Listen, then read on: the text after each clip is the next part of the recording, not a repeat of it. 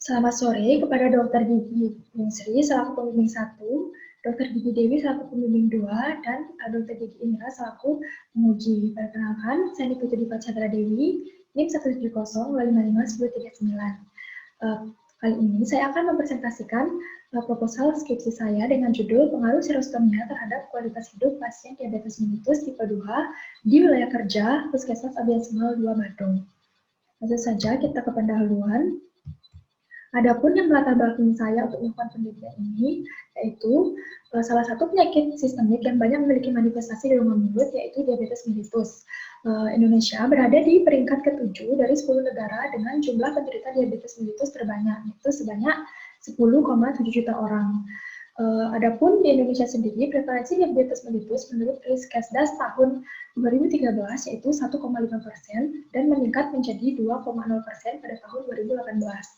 Nah, peningkatan kasus dari diabetes mellitus juga terlihat di Provinsi Bali. Adapun salah satu kabupaten di Provinsi Bali yaitu Kabupaten Badung menduduki urutan keempat di Bali dengan penyakit diabetes mellitus.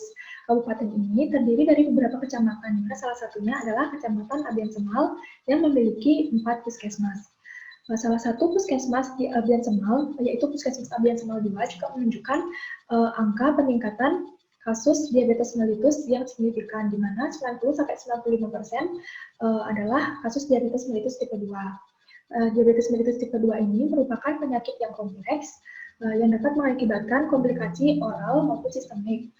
Adapun untuk komplikasi oral yang umum terjadi pada penderita diabetes mellitus tipe 2 yaitu serostomia, di mana berdasarkan penelitian terdahulu yaitu penelitian Junaidi 2014, prevalensi serostomia pada pasien diabetes mellitus yaitu 59% dan pada penelitian Bulianise 2006 prevalensinya adalah cukup tinggi yaitu 76%. Serostomia ini nantinya akan mempengaruhi fungsi sosial, fungsi psikologis, fungsi sosial, serta rasa sakit dan ketidaknyamanan, sehingga nantinya akan mempengaruhi kualitas hidup dari pasien diabetes mellitus.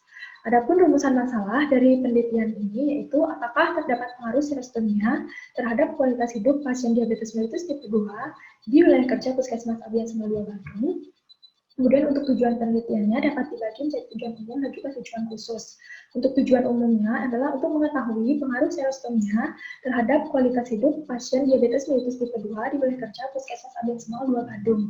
Sedangkan untuk tujuan khususnya adalah untuk mengetahui prevalensi serostomia pada penderita penyakit diabetes mellitus tipe 2 dan klasifikasi kualitas hidup pada pasien diabetes mellitus tipe 2 yang mengalami serostomia di wilayah kerja Puskesmas Abian Semal 2 Bandung.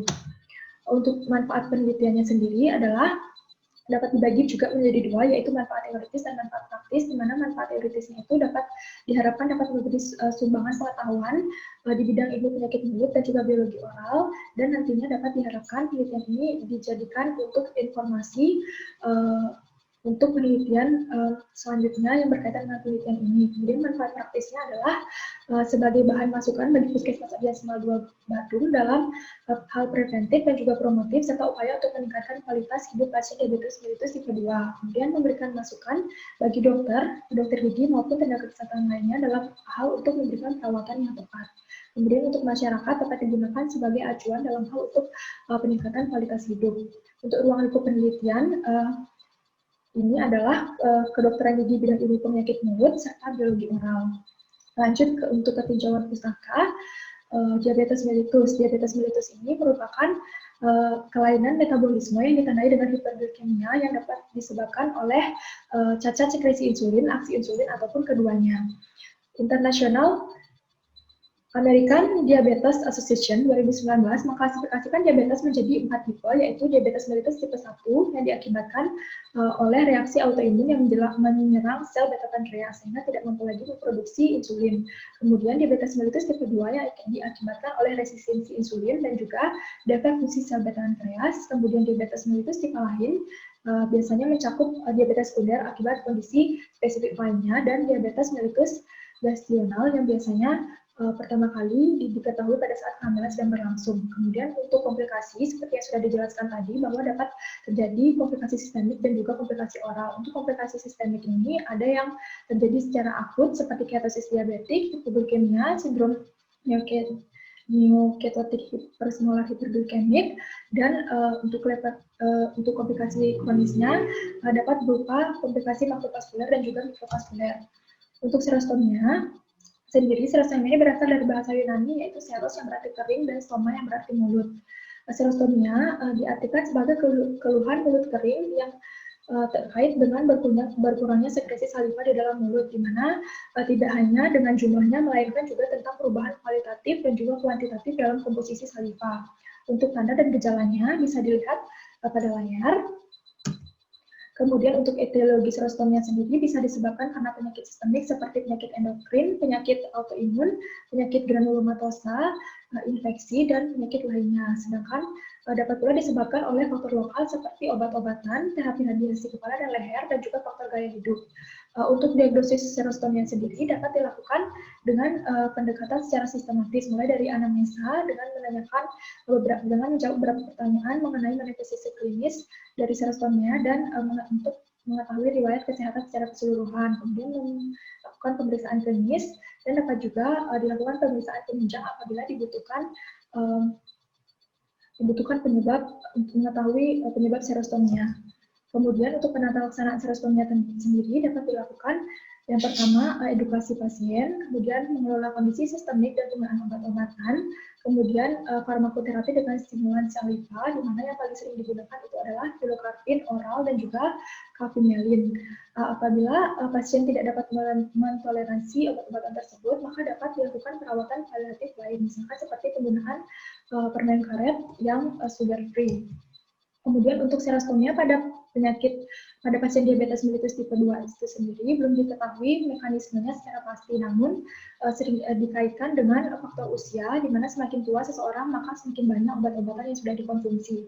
Kemudian terkait dengan komplikasi yang mengakibatkan perubahan struktur jaringan semenjak saliva, dan juga terkait dengan hiperglikemia yang mengakibatkan poliurea dan diuresis osmotik sehingga akan mengakibatkan dehidrasi pada penderitanya. Kemudian adapun kualitas hidup, di mana kualitas hidup pasien diabetes mellitus yang mengalami serostomia nantinya akan mengalami perubahan atau gangguan fungsional, ketidaknyamanan, kemudian gangguan sosial, dan juga gangguan psikologis. Untuk pengukuran kualitas hidup pada pasien serostomia dapat dilakukan dengan cara objektif, subjektif, dan juga eksistensial, di mana dengan cara subjektif ini dapat dilakukan dengan menggunakan kuesioner OHIP dan juga XE-QOLS. Untuk bab 3, kerangka konsep dan hipotesis, di mana variabel yang diteliti yaitu umur, jenis kelamin, dan lama menderita diabetes mellitus itu akan mempengaruhi serostomia pada pasien diabetes mellitus tipe 2.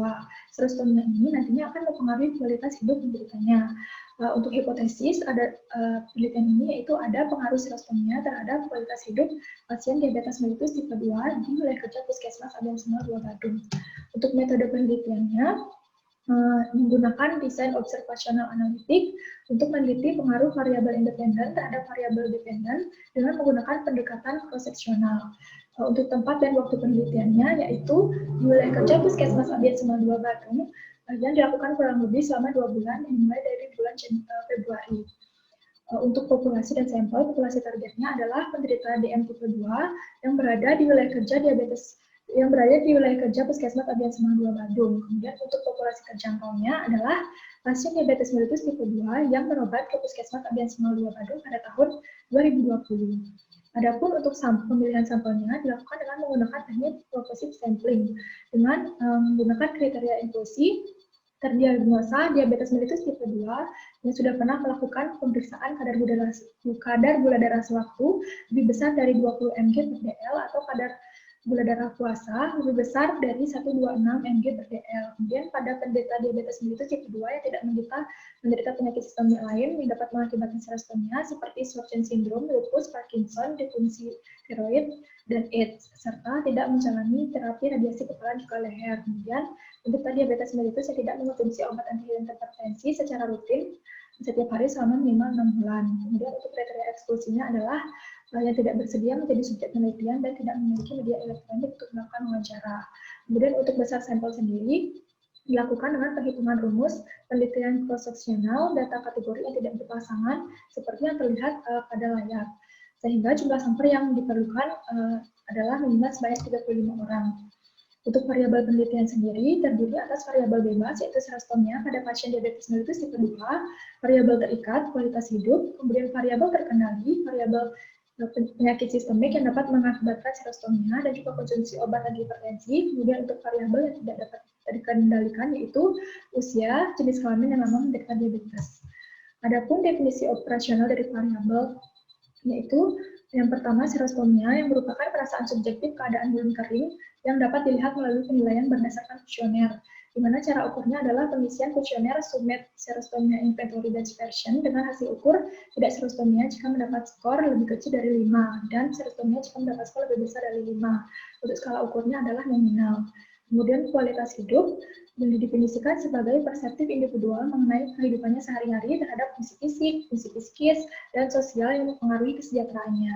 Cara ukurnya itu adalah dengan pengisian kuesioner serostomia Relate Quality of Life Scale dengan hasil ukur dikatakan tinggi apabila skor lebih kecil daripada rata-rata dan rendah apabila skor lebih besar daripada rata-rata. Skala ukurnya adalah ordinal.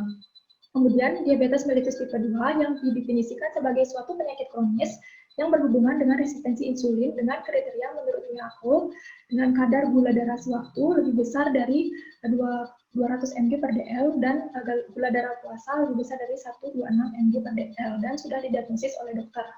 Cara ukurnya adalah dengan melihat rekam medis sebagai data pendukung dan skala ukurnya adalah nominal.